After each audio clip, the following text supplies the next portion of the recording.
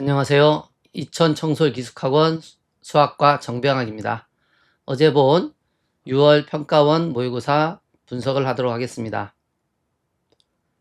각 영역별 문제 출제는 기준표와 같이 공통은 22문항을 각각 11문항씩, 그리고 선택은 각각 8문항씩 출제가 됐습니다.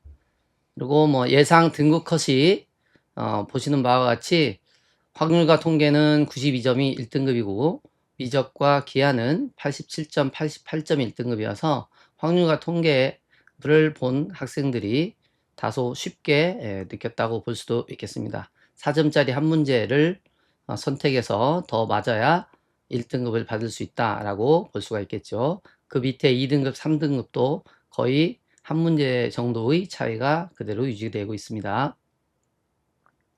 작년 6월 평가원 모의고사와 작년 수능과 비교했을 때 약간 쉽다라고 하는 게 일반적인 평가로 보실 수가 있겠습니다. 공통문항은 1번부터 12번, 그리고 단답형 16번에서 19번은 기본 문제이기 때문에 모두 다 맞아야 되는 문제이고요. 그리고 13번, 14번, 15번이 객관식 난이도 있는 문제인데 13번의 경우 선택형 문제의 로 출제가 돼서 정적분으로 정의된 함수의 연산이 좀 필요로 하는데, 대칭을 이용한 연산을 하면 조금 더 쉽게 답안을 고를 수가 있었습니다. 좀 다소 생소할 수 있는 14번은 삼각 방정식의 실근의 개수인데, 그래도 난이도로는 그렇게 어렵지 않게 출제가 됐다고 볼 수 있고요. 15번 절대값을 포함한 정적분의 의미를 좀 해석을 해야 되는 문제는 오답률이 59%로 다소 학생들이 어려웠을 것으로 보입니다. 단답형의 경우 20번이 지수로그 함수의 그래프 문제가 학생들은 다소 어렵게 느끼는데, 이번에는 빈칸 추론형이어서 어렵게 느끼는 학생이 거의 없을 정도로 잘 넘어갔다고 볼 수 있고요. 21번은 조건의 해석과 새롭게 정의된 함수의 이해와 활용 문제로 가장 평가원스러웠던 문제라고 볼 수가 있겠습니다. 그래서 아주 중요한 문제로 다시 한번 복습을 잘 해주시면 되겠고요. 오답률이 88%로 상당히 많은 학생들이 틀렸던 문제입니다. 마지막으로 22번에 귀납정으로 정의된 수열의 활용 문제는 최근에 좀 쉽게 출제되는 경향이 있었던 것을 좀 거슬러서 규칙을 이용해서 그 숫자들을 파악하는 게 꽤 오류를 많이 범할 수 있는 사항을 내포하고 있어서 무려 오답률이 95%나 나왔습니다. 이 문제는 가장 마지막에 풀어야 될 문제이기도 하거니와 여기에 적응할 때는 꽤 많은 시간이 필요로 하니까 22번을 제외하고 나머지 문제를 보통 학생들은 복습을 잘 해주셨으면 좋겠습니다. 자, 그리고 확률과 통계, 미적분, 그리고 기하의 선택 문항에 대해서 보도록 하겠습니다. 확률과 통계는 다소 쉽게 출제가 됐다고 볼 수도 있는데요. 30번 문제 중복조합의 활용 문제가 오답률이 96%나 되는 꽤 난이도 있는 문제라고 볼 수 있는데, 실제 문항을 들여다보면 시간이 부족해서 못 풀지 않았나 할 정도로 그렇게 난이도가 높았다고 볼 수는 없습니다. 미적분 문제의 경우 범위가 좁은 관계로 오답률이 70%, 87%, 87% 이렇게 꼭 많이 틀리는 문제들이 28, 29, 30에 배치되는 상황이 좀 있습니다. 다른 선택 과목과 달리 미적분이 범위가 좁으면 연산량, 그리고 추론 능력 이런 것들이 한 번에 집약될 수밖에 없어서 학생들이 많이 어려워했던 문제인데, 특히 29번 문제의 경우 보통은 좀 쉽게 넘어갔던 문제인데, 이번에는 정수 조건까지 포함을 해서 좀 어려워했다고 볼 수 있습니다. 자, 기하의 경우에 오답률이 29번, 30번에서 좀 높은 문제로 되는데, 실제로 쌍곡선 문제인 29번은 학생들이 쉽게 넘어갔어야 되는 문제라고 볼 수 있습니다. 근데 아마 문항의 번호가 뒷부분에 있다 보니까 시도를 하지 않는, 즉 시간 배분의 문제도 있지 않았을까라는 생각이 됩니다. 30번은 벡터의 내적의 성질과 최대치수 문제는 전통적으로 어렵게 출제되는 유형이니까 이 문제도 잘 살펴볼 수 있도록 했으면 좋겠습니다. 전체적인 상황을 보면 문제에서 새롭다라고 느끼는 부분들은 거의 없다고 볼 수 있을 정도로 자주 출제되는 유형의 반복이라고 볼 수 있습니다. 그리고 신유형 문제는 없다라고 하는 게 맞고요. 또 선택형 영역의 난이도가 보통의 경우 최근 들어 좀 평준화되는 경향이 있었는데 이번에는 미적이 조금 어렵게 출제가 됐다라고 볼 수가 있어서 확통에 비해서 1등급 컷이 점수가 좀 낮게 되는 경향이 있죠. 아마 전체적으로 범위가 넓어질 경우에는 이 기조, 즉 선택형 영역의 난이도가 평준화되는 것은 그대로 유지되지 않을까라는 생각이 듭니다. 자, 문항별로 살펴보도록 하겠습니다. 자, 문항별로는 어려워하는 문제들 13, 14, 15, 21, 22 공통 문제와 그 다음에 각 선택 영역의 두 문제씩을 보는데 우리가 공부를 하면서 주의할 사항들 위주로 설명을 하도록 하겠습니다. 선택형 문제는 작은 문항 3개가 연속해서 출제가 된다라고 보면 되겠고요. 각 문항의 연계성을 잘 보도록 하시면 좋겠습니다. 전에는 선택형 문제가 속도와 가속도, 거리 문제로 출제가 됐던 관계로 적분의 문제까지 같이 아우르는데 이번에는 정적분으로 정의된 함수의 문제가 되겠죠. 그래서 적분의 추론형 문제에 좀 더 관심을 가지면 기존에 유지됐던 그 문제의 패턴을 계승했다라고 볼 수도 있겠습니다. 자, 그리고 14번 문제의 경우 삼각함수의 가장 중요한 특성인 주기와 대칭성을 이용을 해서 실근의 개수를 조사하는 겁니다. 이번에는 개수만 조사했지만 학생들은 공부할 때 실근의 합 또는 곱 등도 함께 구하는 문제가 출제될 수 있다는 것도 염두에 두시면 좋겠습니다. 15번 문항입니다.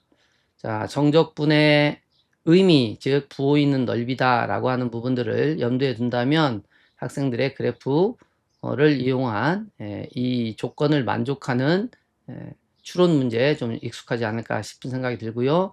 가장 고난도 문제로 자주 출제되는 정적분으로 정의된 함수 문제의 또 다른 패턴이다라고 보셔도 좋을 것 같습니다. 21번 문항은 가장 평가원스러운 문제라고 보시면 좋겠습니다. 가장 중요한 문제이고요. 그래서 새롭게 정의된 함수에 대한 적응력을 키우는 게 수능의 고난도 문제를 맞출 수 있는 능력이다라고 보시면 좋겠고, 그래프의 추론과 식세우기, 이건 워낙 중요하니까요. 그럼에도 불구하고 우리가 알려져 있는 함수의 성질과 활용을 이용을 한다면 조금이라도 식을 간단하게 쓸 수 있기 때문에 이거 기존에 알고 있던 지식과 새로 정의된 함수, 이것들의 결합 형태를 잘 연습하시면 좋겠습니다. 그리고 22번 문항은 조금은 새로울 수도 있고요. 풀이가 그래서 꽤 다양하게 나올 수도 있는 문제라고 볼 수 있습니다. 수열 문제인데 새로운 점화식 문제라든지 경우의 수 문제로 볼 수도 있을 정도의 문제라서 학생들이 특히 제가 보기에는 2등급 이하로 나온 학생들은 22번은 간단히 해설을 보고 익히는 정도 하고요. 1등을 맞는 학생은 이런 문제도 잘 적응할 수 있도록 연습을 하는 게 좋지 않을까 싶습니다. 자, 근데 우리가 기존에 나왔던 모의고사 문제들, 수능 문제들에서는요, 지수로그 함수의 그래프 해석 문제가 꽤 난이도 높게 출제됐는데 이번에는 20번의 빈칸 추론형 문제라서 쉽게 출제가 됐었죠. 이 부분에 대해서는 추가로 더 연습을 잘 해놓으시길 바라고요.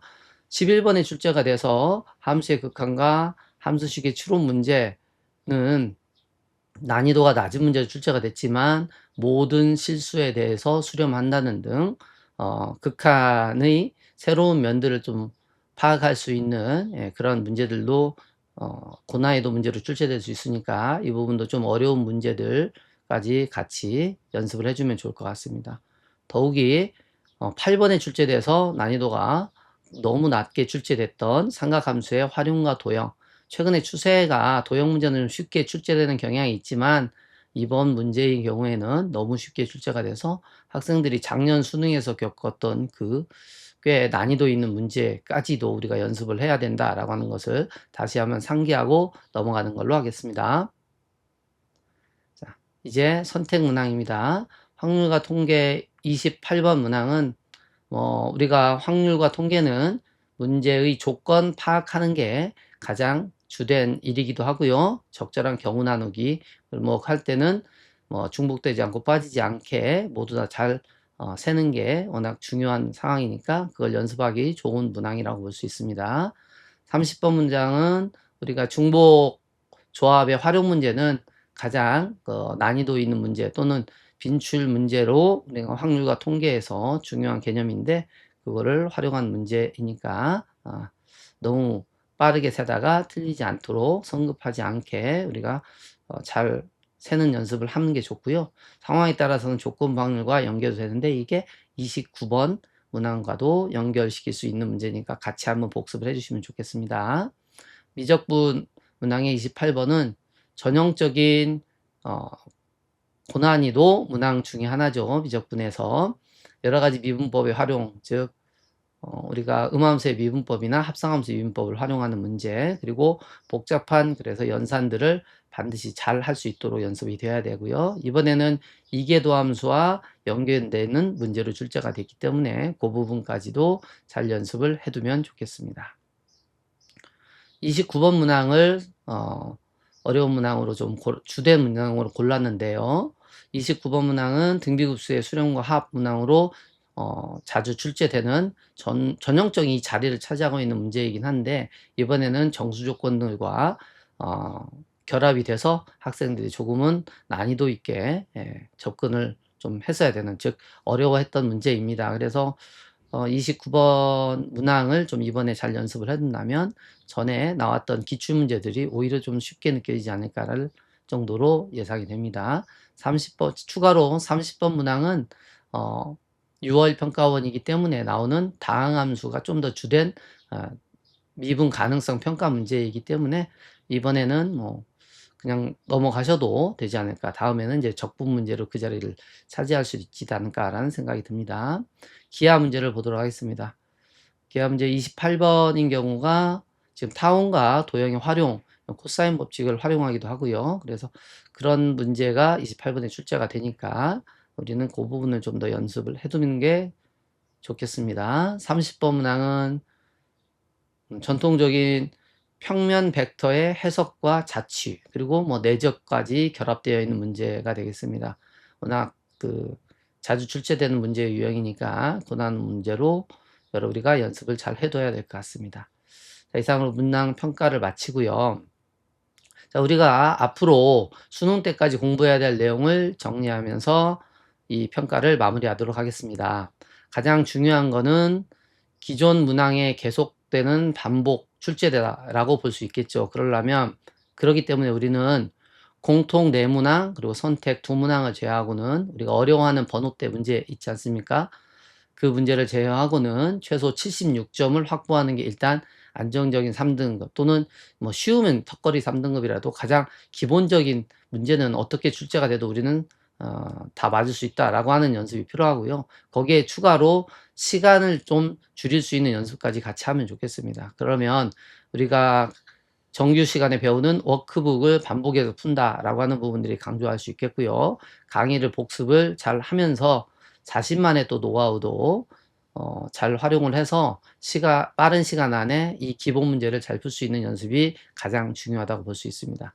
그리고 고난도 문제의 접근을 하기 위해서는 우리가 기출문제 워크북 또는 2학기에 새롭게 우리가 교재로 활용하는 EBS 워크북을 잘 활용을 해서 조건의 해석 그리고 함수의 추론 이런 부분들을 반복적으로 연습을 잘 할 수 있으면 좋겠습니다. 그리고 새롭게 정의된 함수에 대한 조건 파악과 활용이라고 하는 것은 아주 중요하니까 평가원에서 좋아하는 유형으로 잘 연습을 해 두시기 바라고요. 선택 과목은 확률과 통계, 미적분, 기하에 각각 자주 출제되는 유형은 거의 정해져 있습니다. 특히 확률과 통계는 모두 다 맞는다는 생각을 가지고 꾸준히 모의고사 형식의 문제를 풀면서 연습을 하는 게 오히려 좋다라고 보여지고요. 미적분은 아직 추가로 더 시험 범위에 포함되어야 될 적분의 연습 등을 통해서 연산력을 충분히 확보할 수 있도록 연습을 잘 하시길 바라고요. 기하도 공간 도형과 공간 좌표가 추가되니까 그 부분까지 해서 잘 연습을 하되, 특히 기하를 선택하는 학생들은 응시 인원이 워낙 적기 때문에 작은 실수가 치명적인 또 타격이 될 수 있지 않을까 생각이 됩니다. 그래서 기본에 충실하고 유형별 문제풀이를 잘 해줬으면 좋겠습니다. 따라서 지금 이러한 자세로 계속 공부를 잘 해줘야 되는데, 6월 평가원에서 시험 점수가 조금 잘 나왔다라고 하는 학생들도 좀 신경 써야 될 것 중에 하나가, 이번 시험보다는 조금 더 어렵게 출제될 가능성이 좀 높다라고 볼 수 있습니다. 수능에서는 6월과 9월 평가원의 그 성적을 기반으로 해서 난이도를 조절하기 때문에 쉬우면 조금 어렵게 출제되는 경향이 있을 수 있으니까, 그 부분을 염두에 두고 고난도 문제도 좀 잘 해석하고 연습을 할 수 있도록 하시면 좋겠고요. 그러려면 무엇보다 우리는 쉬운 4점까지 문제를 빠른 시간 안에 정확하게 잘 풀 수 있는 연습이 잘 되어 있는 게 중요합니다. 그래야 실전에서 어려운 문제를 풀 수가 있으니까 그 부분도 염두에 두시면서 쉬운 문제도 실수하지 않도록 꼭 잘 연습을 해주셨으면 좋겠습니다. 자, 이상으로 분석을 마치도록 하겠습니다.